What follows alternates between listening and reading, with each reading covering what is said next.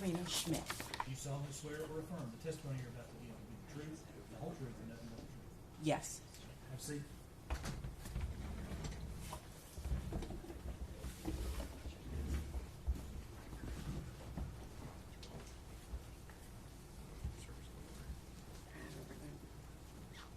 Good afternoon. Good afternoon. Are you ready for us to start, Your Honor? Yes. Okay. Can you spell your first and last name for the jury, please? My first name is Matrina, M-A-T-R-I-N-A. Last name is Schmidt, S-C-H-M-I-D-T.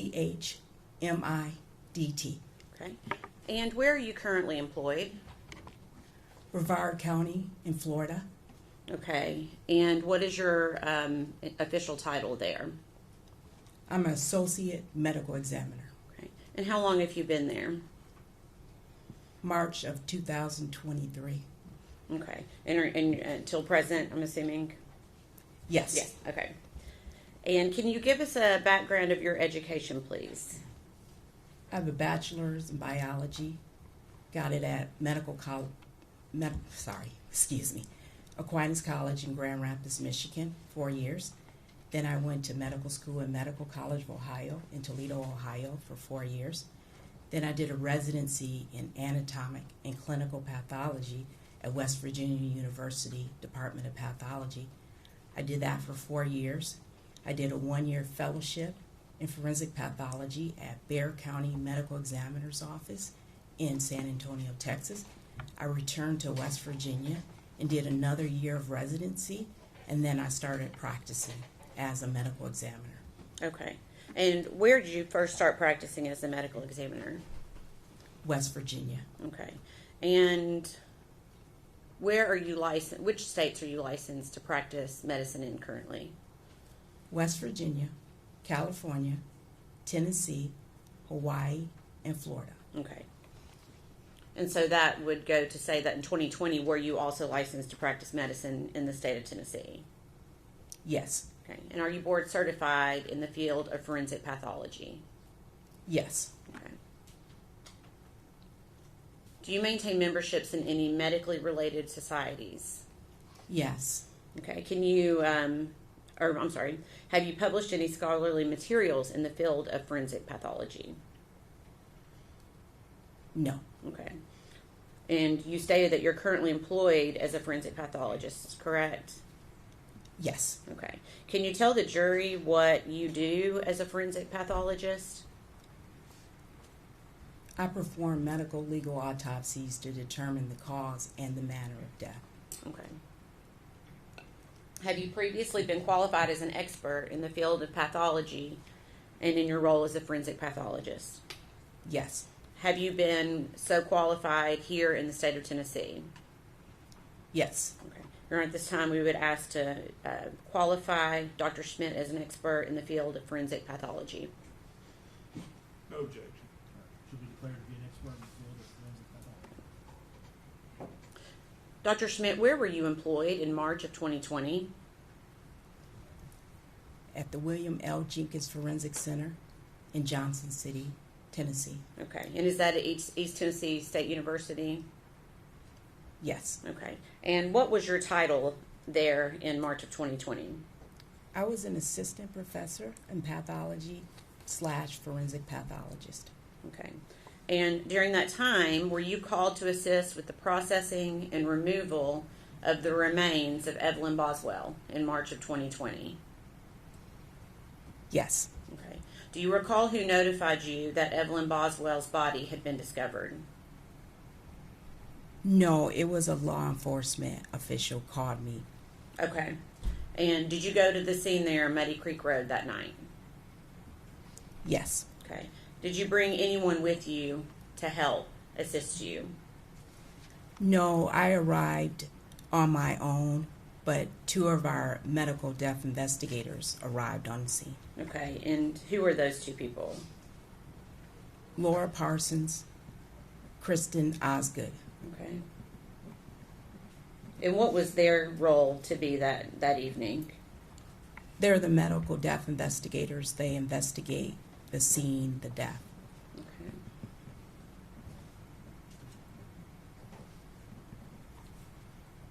And was law enforcement present when you arrived that evening? Yes.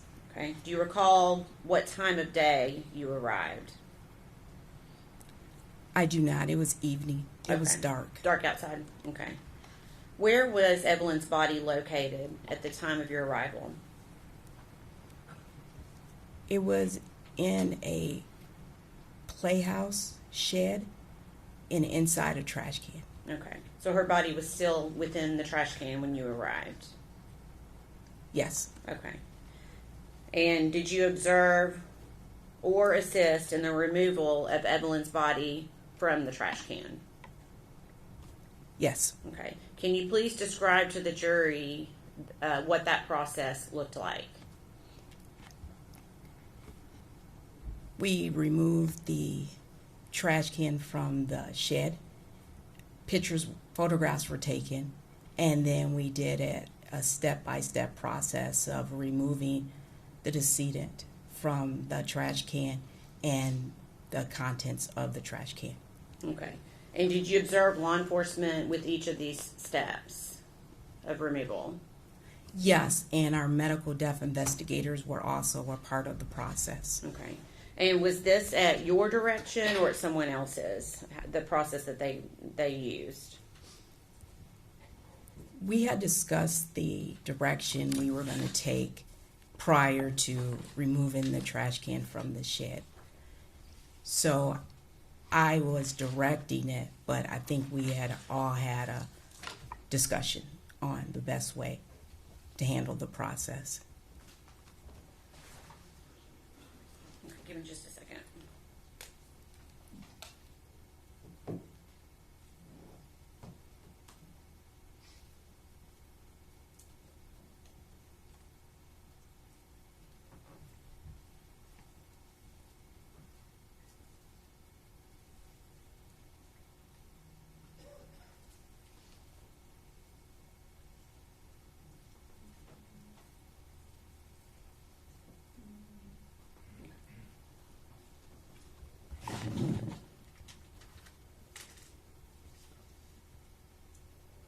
Can you tell the jury what steps you took to ensure that the scene and Evelyn's body was maintained as secure as possible?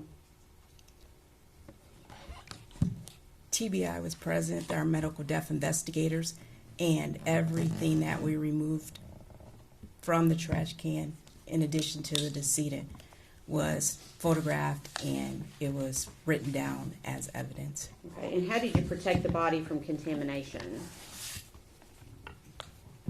I don't remember, but we always have a sheet and the body bag ready and prepared. Okay. One moment.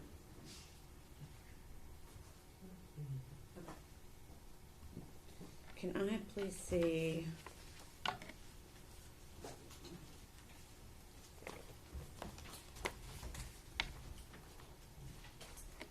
exhibits number 20 through 38, please?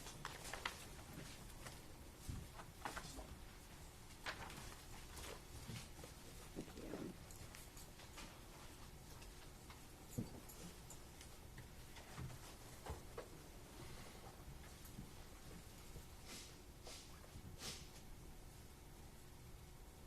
In the past, you has been previously marked as exhibit number 21.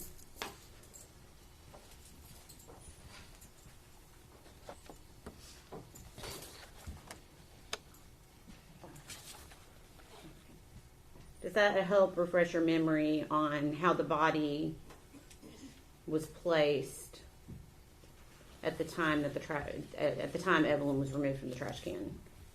Yes. Okay. Can you describe to the jury what you recall about how her body was protected from contamination? The body bag was placed on top of, looks like paper, and then she was removed from the trash can directly into the clean body bag. Okay. All right. We can pass that back. I'm just going to show it to the jury quickly so the jury can see what we are referencing. It's been previously marked as exhibit number 21. Is this what you were referring to with the butcher paper and the body bag? Yes. Okay.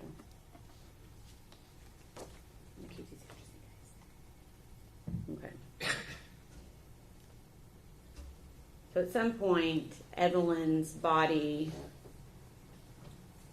was going to be transported to a different location, I'm assuming. Is that right? Yes. Okay. And where was her body transported? The Forensic Center in Johnson City. Okay. And are you the individual that performed the autopsy on Evelyn Boswell? Yes. Okay. And was that also performed at the same location in Johnson City? Yes. Okay. Can you please describe the process of this particular autopsy for the jury? We re-photographed the body. We collected evidence from the body, and we removed the clothing, and I performed the autopsy, starting with an external examination, then an internal examination. Okay. Was it more difficult due to the state of Evelyn's remains?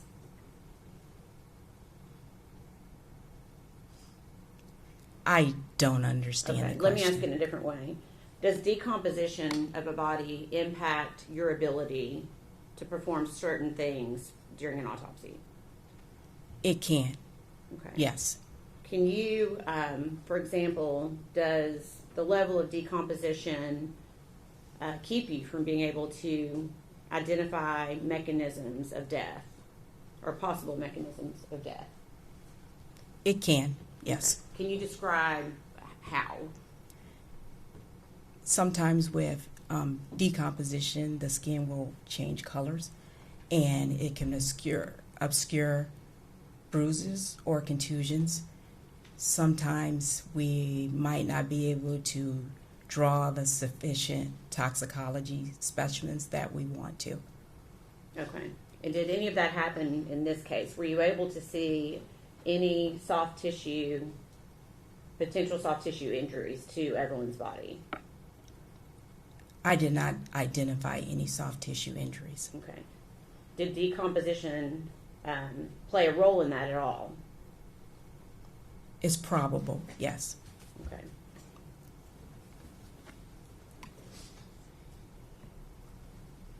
I know you stated in your report that there were leaves in Evelyn's hair. Is that correct? Yes, Okay. And you were also at the scene. Did you observe leaves at the scene that night? yes, there were numerous leaves inside the shed playhouse. Okay.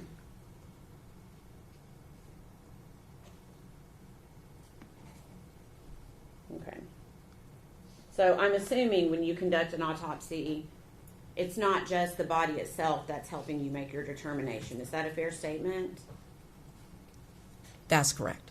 Okay. What other materials do you as a doctor use in order to make a determination when you're conducting an autopsy and trying to determine a cause and manner of death? Our investigation or summary, law enforcement's investigation.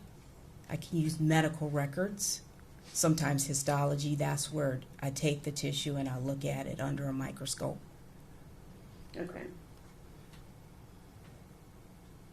Okay.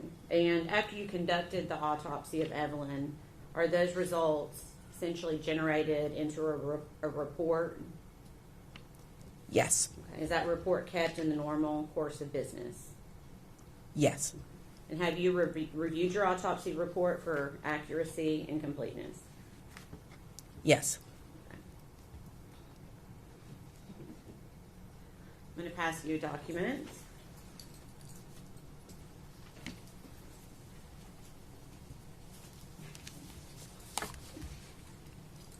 I'm going to give you a second to look and see if you recognize that.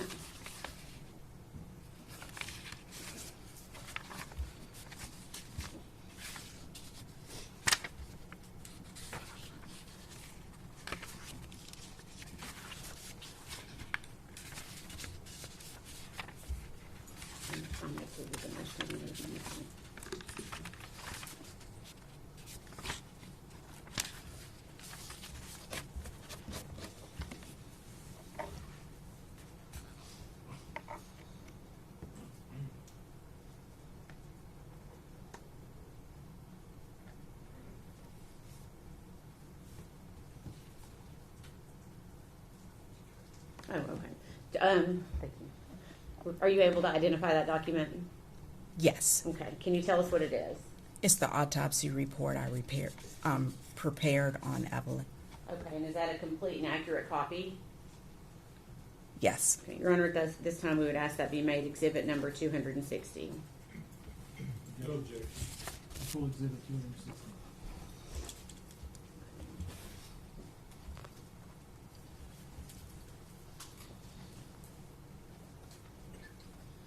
Dr. Schmidt, did you form an opinion as to the cause and manner of death of Evelyn Boswell? Yes. Okay. What is your opinion? The cause of death, homicidal violence. Okay. And can you explain that for the jury? What did you base that finding on?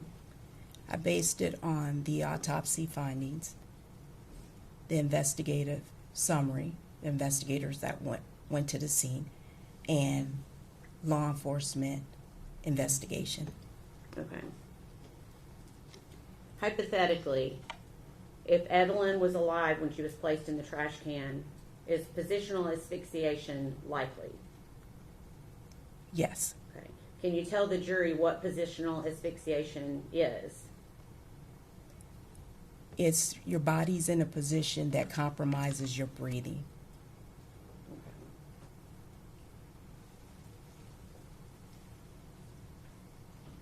And were you aware was how Evelyn's body was placed into the trash can? Do you recall? Yes. Okay. And when you say positional, are you referencing the fact that she was upside down? Yes, the body was in the trash can, upside down. Okay. I'm going to show you what's been pre-marked as exhibit number 34. Pre-admitted as exhibit number 34.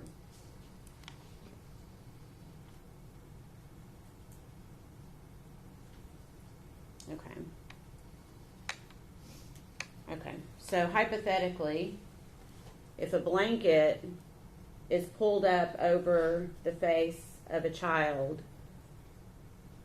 who's then placed into a trash can upside down, could the blanket itself cause some type of asphyxiation?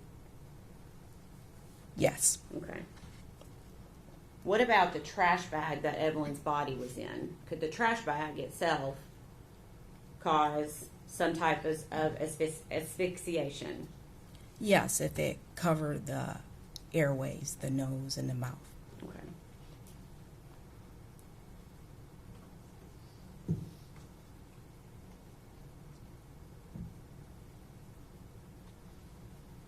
How many autopsies have you conducted over the course of your career, just approximately?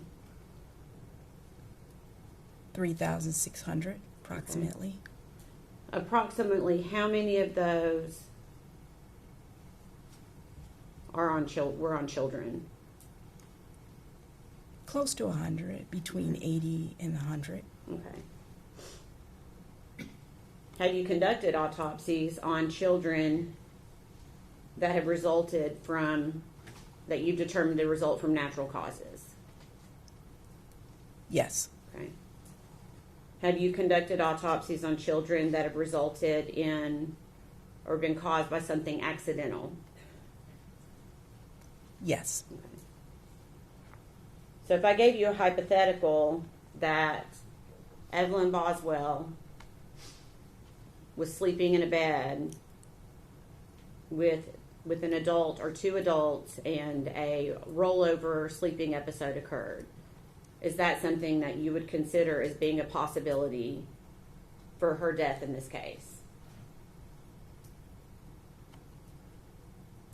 Do you want me to rephrase the question? Yes, please. Okay. Is a rollover incident possible, a co-sleeping rollover incident possible, explanation for Evelyn Boswell's death? My opinion, no. Okay. And can you explain why that's not a possibility? Evelyn is an older child, and typically we see the overlay in younger children.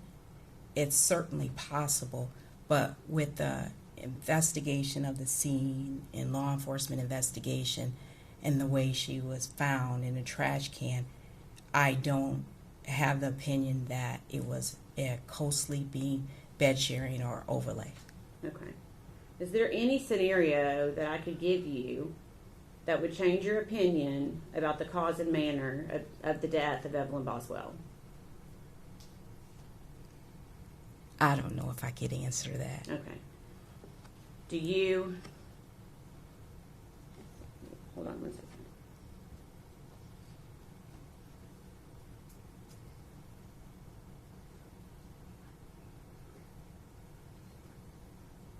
Let me ask it a different way. Anything about the autopsy, as well as the other things that you had said that you used to come to your conclusion, that led you to believe that Evelyn Boswell died from natural causes? No. Okay. Same question. Anything based upon the history that you were given from law enforcement, the scene itself, plus your autopsy of Evelyn's body, that led you to believe that Evelyn died from something accidental? No. Okay. Please answer any questions that the defense has for you.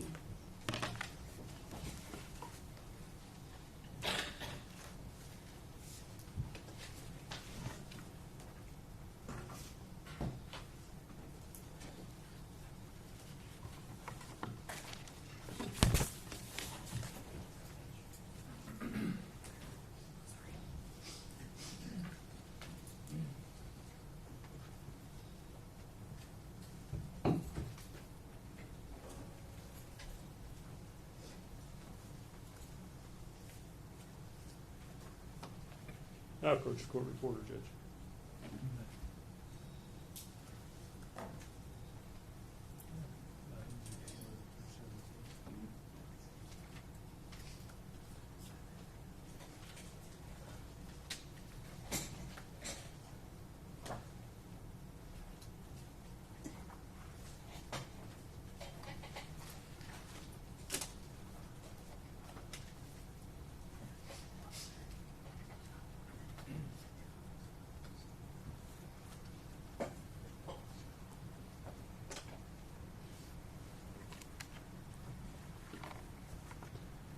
Good afternoon, Dr. Smith. I'm Gene Scott. How are you? Good afternoon. I'm good. Thank you. I think we've met once before. It's good to see you again. I do have some questions about your report and your conclusions. And I guess I'd like to know what you relied on in forming your report. You talked about the investigations of law enforcement. Obviously, you did an autopsy on the body. Did you go through Evelyn's medical records, the OB records from when her mom was pregnant with her, and her pediatrician records? I routinely go through the medical records. I remember going through the pediatric records, but I don't remember the OB/GYN, but I might have went through them. Do you think it would have been helpful to have done that? Yes, I always review the medical records on Okay. children.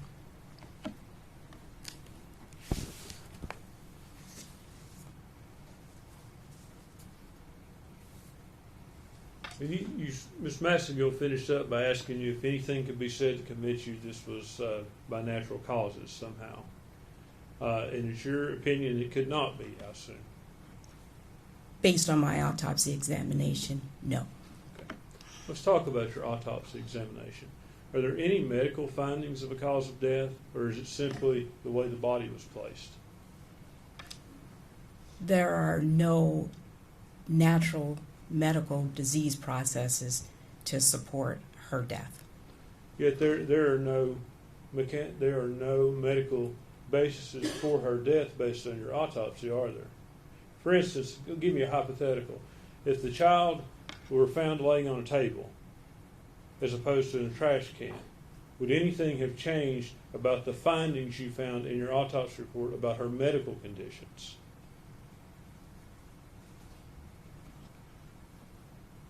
No.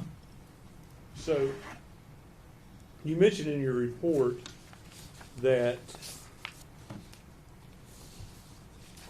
there is a possibility that the decedent was alive when placed in a trash can cannot be excluded, correct? Yes, You cannot conclude that either. that's correct. You don't know one way or the other. That's correct. Okay. So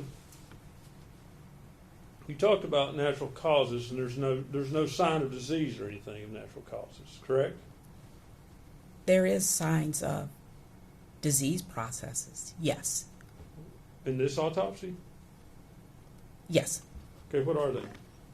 There is a patent foraminal valve, which is just the septum between the atria and the heart, did not close properly. So there was an issue with the child's heart valve? I wouldn't call it an issue, but yes, there was a defect in her heart valve. I would think a defect, whether you take issue with the word issue or not, it is a defect. It's not good. I don't know how to define good. I'm sorry. Is a defect in one's heart healthy?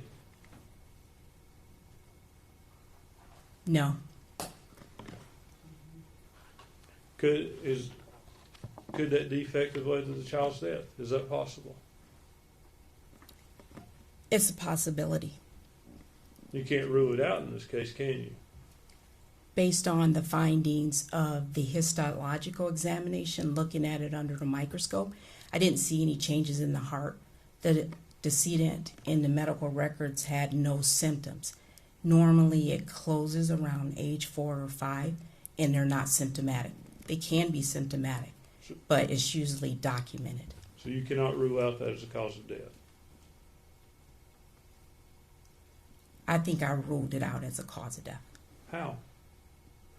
She did not have any symptoms or signs of there being trouble with her heart. Is that not something that could come on instantly with your heart? Yes. So how do you rule out that that didn't happen? There were no changes to that show the effect of that. It's common to see it. How did you rule out sudden infant death syndrome? Sudden infant death syndrome is a diagnosis of exclusion. If you're found in the manner that the decedent was, upside down in the trash can, it's not sudden infant death syndrome. You can't say that, doctor. If the child died of sudden infant death syndrome and then was placed in the trash can, that is possible, isn't it?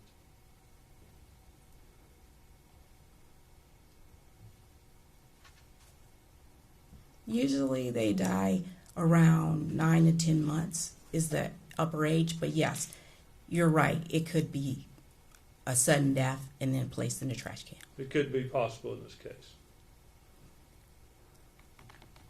I wouldn't rule it a sudden infant death syndrome.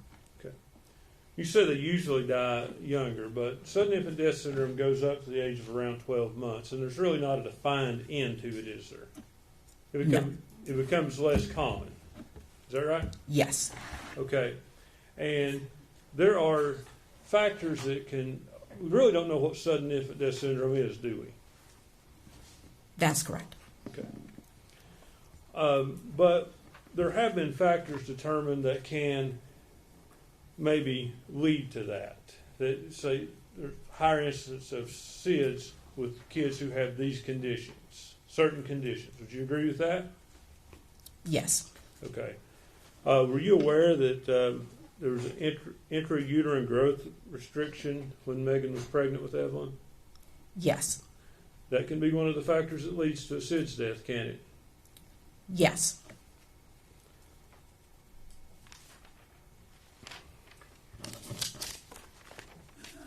Were you also aware that as of her 10-4 visit, Evelyn suffered from acute pharyngitis? I reviewed the records, but I can't remember everything that was in the records. I reviewed the records. Would it help you to see the records? Sure.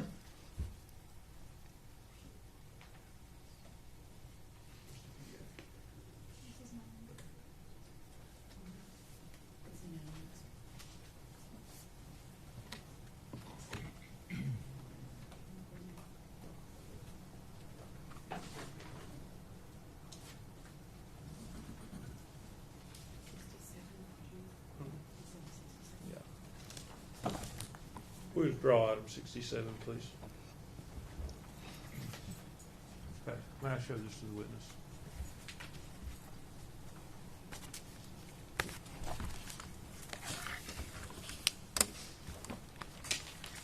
Doctor, I would direct you to her October the 4th visit.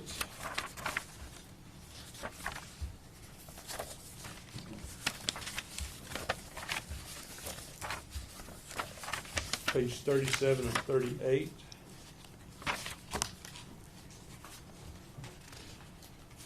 I'm sorry. Hold on.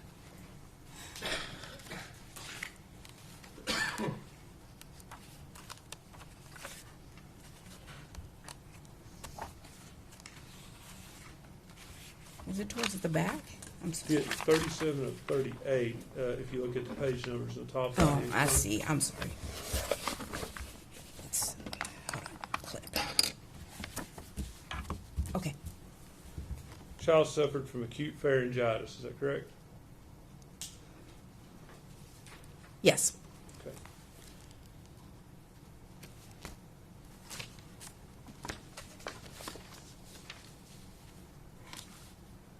Acute pharyngitis is an infection, Yes. okay? And it's a virus, is that right? A viral infection? It can be. Okay. And that infection can progress toward the respiratory system, can it not? Yes. Viral pharyngitis itself can increase the risk of SIDS. Yes or no? Yes. I'm sorry.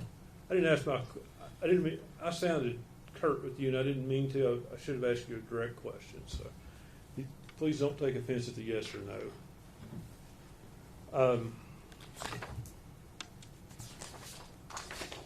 Child also suffered from gastroesophageal reflux. Is that correct? Yes. Okay. And what is that? It's when the food comes back up through the sphincter, because food goes through the esophagus into the stomach, and there's a sphincter that keeps it from coming back up into the esophagus and to go down, continue into the intestines for digestion, and it comes back up into the esophagus.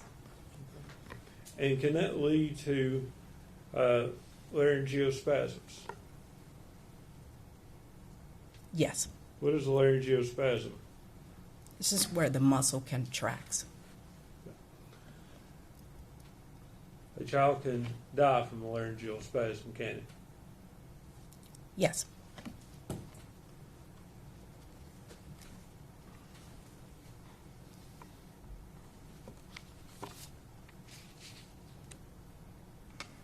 Child also suffered from ankyloglossia.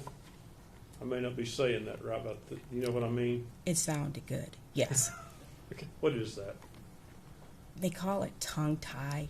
Your lower frenulum is not long, it's short. And so they really can't poke their tongue out very far. The research shows that can lead to an increased cause of sudden infant death syndrome, doesn't it? I don't know. Okay. You don't know one way or the other? I don't know one way or the other. So, with all that said, this child is in a state of the body's in a state of decomposition. That's correct. You can't rule these things I've asked you about out as the cause of death, can you? I ruled them out as the cause of death, But how? Based on what? based on the autopsy examination and the circumstances surrounding the death. Please tell me what medical evidence in the autopsy report rules them out. I'm not talking about that the child is found in a trash can. What medical evidence in that report rules those things out? You can't rule out SIDS with an autopsy, can you? Remember when I asked that he has only one question at a time? Yeah, sustain. One Sorry. question at a time. No, you cannot. So you can't rule that out in this case, can you? I ruled it out. You did, but you don't have any reason to do that, do you? Yes, I do. What is that? A forensic examination is not based only on the autopsy. The autopsy helps you out. It's based on all the circumstances surrounding the death. What circumstances allows you to rule that out without medical proof, doctor? I did not see any bone fractures. I didn't see enough natural disease that I thought it would account for her death. Bone fractures have nothing to do with SIDS, do they? No. Natural disease has nothing to do with identifying SIDS, does it? Yes, it does. What does it? It rules out SIDS. Okay, so does natural disease, you say it rules out SIDS, it doesn't identify SIDS, does it? No, it does not. It rules it out. Correct? That's correct.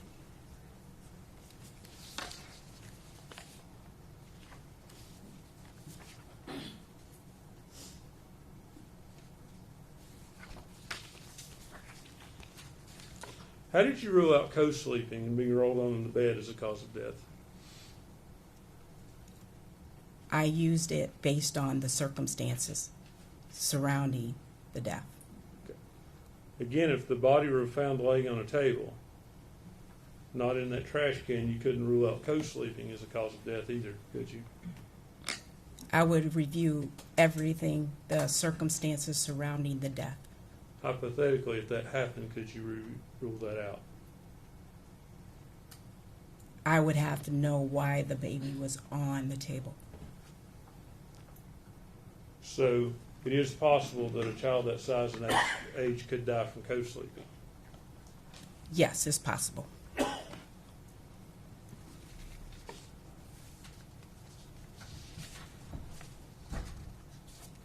Let me ask you about the leaves you talked about in the baby's hair.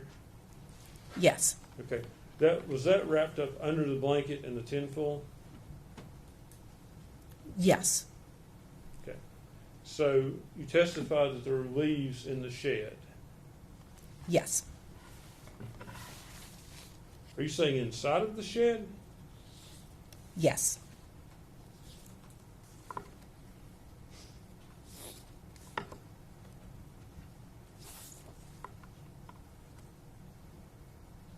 Were there any in the trash can? I don't remember that. I don't recall that. I'm sorry. Okay. So, But yes, I'm sorry. They were in her hair inside the trash can. I think I followed your logic there, but my question was more specific than that, doctor. There were leaves inside of Evelyn's hair, wrapped in a blanket, wrapped in tinfoil in the trash can, in a bag, correct? Yes, Other than that, were there other leaves in the trash can? I don't recall.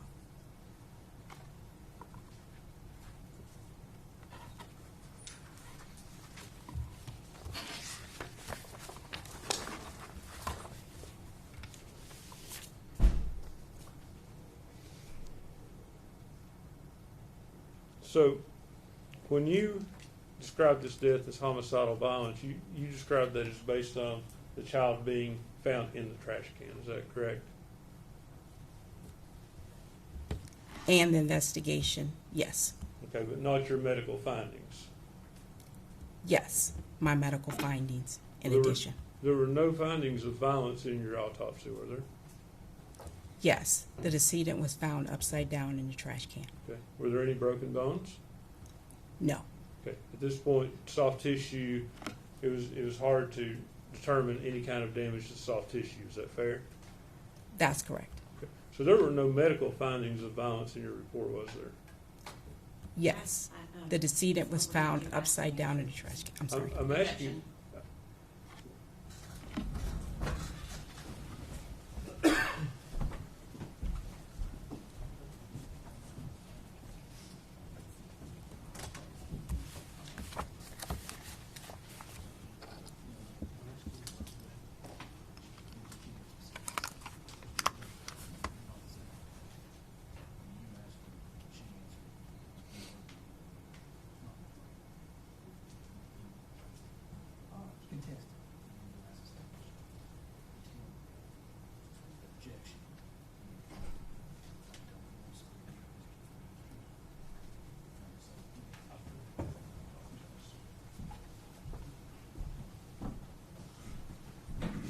Doctor, let's make sure we're on the same page. I'm asking about medical causes that you would find in the autopsy. Now, being placed in a trash can, are you describing that as a medical cause? No. So medical causes and medical diagnosis that you have, there is no medical issue showing this is a homicidal violence, is there? No.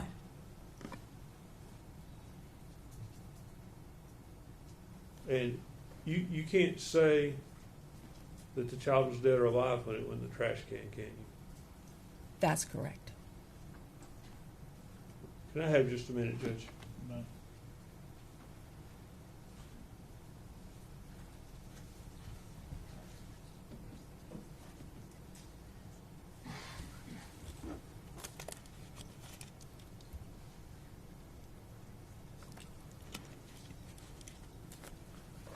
Let me ask you this, Doctor. You talked about leaves in the shed.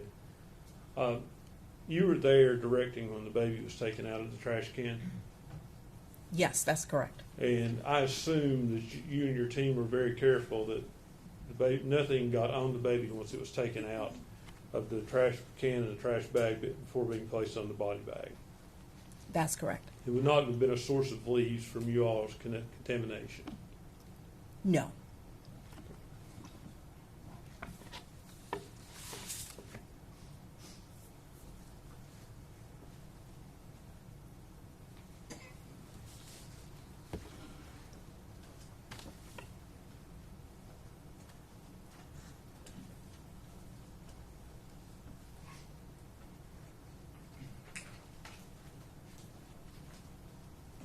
So, Doctor, based on your medical findings, not based on the baby being found in the trash can, but based on medical findings, is there anything to support abuse as a cause of her death? I'm sorry, you have to define abuse. Physical abuse. I still don't understand what you mean by that. Any broken bones? No. Objection, Your Honor. Well, I'm trying to.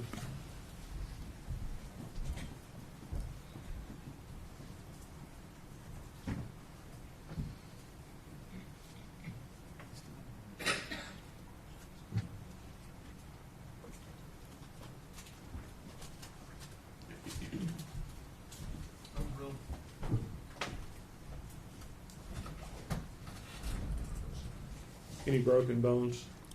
No. Any signs of prior broken bones? No. Judge, that's all the questions I have. Dr. Smith, thank you and good to see you. Nice to see you. Redirect. No, Your Honor. Is she released from this team? By the state, yes. Mr. Scott? Yes, sir. Dr. Smith, thank you for your testimony today. You are released from your subpoena and your plea. Thank you.